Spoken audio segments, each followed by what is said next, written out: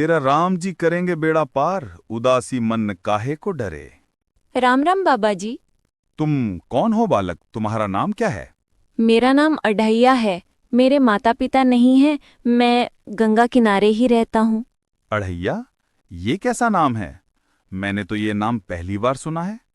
लेकिन तुम मेरे साथ मेरे आश्रम में चलो।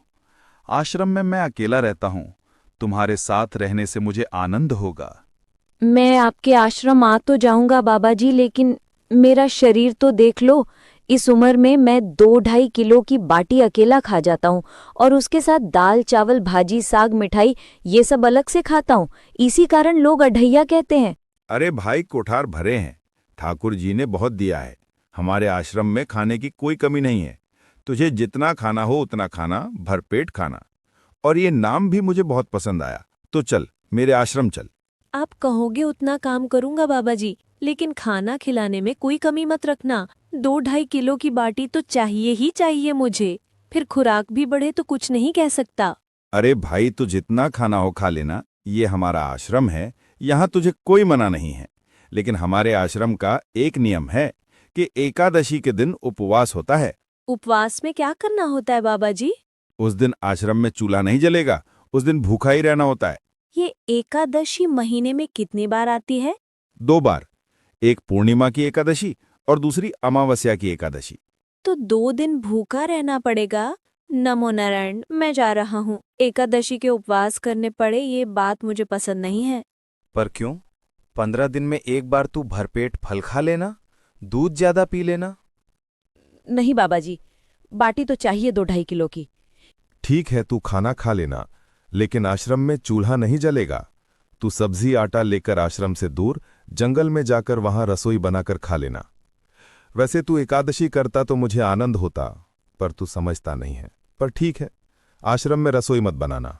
मुझे बचपन से ही गरीबी ने कई कला सीख दी हैं। मुझे खाना बनाना आता है बाबा जी। कल एकादशी है, आप मुझे रसोई का सामान दे देना, मैं बाहर जाकर खाऊंगा। आप यहाँ एकादशी करना। बेटा, अभी भी कह रहा हूं, आश्रम के नियम का उल्लंघन मत कर। तो ठीक है बाबा जी, फिर आप मुझे जाने दो। तो एकादशी के दिन ये सब कर रहा है?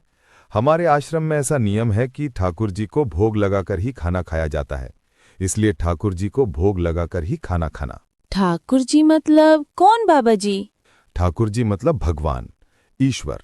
भोग लगाने पर वो सामने आएंगे तो फिर ज्यादा सामान दो। अरे मूर्ख, तुझे कैसे समझाऊं? भगवान नहीं आते, सिर्फ तुझे भावना करनी है। कैसी भावना? जब रसोई तैयार हो तब थाली के सामने बैठकर दोनों हाथ जोड़कर ठाकुर जी को खाना खाने बुलाना। मेहरबानी करके इतना नियम पालन करना। ठीक है बाबा जी, मैं ऐसा ही करूंगा। यह लड़का ठीक है, लेकिन एकादशी की होती तो कितना अच्छा होता।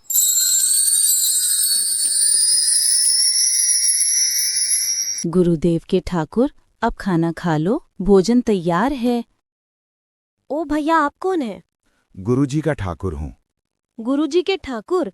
बाबा जी तो कहते थे ठाकुर जी नहीं आते, और आप आ गए। बाबा जी ने मुझे ठगा, और आपने भी। कुछ तो मर्यादा रखो ठाकुर। तुरंत दूसरे की बनाई रसोई पर टपक पड़े।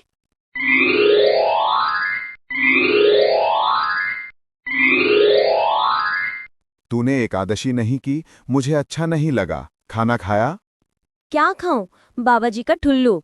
ये आपके ठाकुर मान मर्यादा और विवेक समझते हैं या समझ नहीं आता? एक तो एकादशी नहीं की और ठाकुर को क्यों अपवाद कर रहा है? तो क्या करूं? आपके कहे अनुसार मैंने हाथ जोड़कर बोला, गुरुदेव के ठाकुर पधारो। तो जैसे कुछ नहीं, आकर सीधा खाने लगा। मेरी बात पूरी हो उससे पहले सब निपटा गया, भुक्कड़ कहीं का। भगवान थोड़े तेरे पास आएंगे। एक तो खाना भी खा लिया और झूठ भी बोल रहा है। मैं झूठ नहीं बोलता बाबा जी। कल एकादशी है। हाँ बाबा जी, मुझे याद है। कल मैं 2.5 किलो आटा नहीं लूंगा, 5 किलो लूंगा, क्योंकि आपका ठाकुर आता है 2.5 किलो का खाना उनका और 2.5 किलो का मेरा। तुझे जितना लेना हो उतना ले जाना। या तो खुराक बढ़ गई होगी या मित्र होंगे। ठाकुर जी को क्यों अपवाद कर रहा है? गुरुदेव के ठाकुर, अब खाना खा लो, भोजन तैयार है।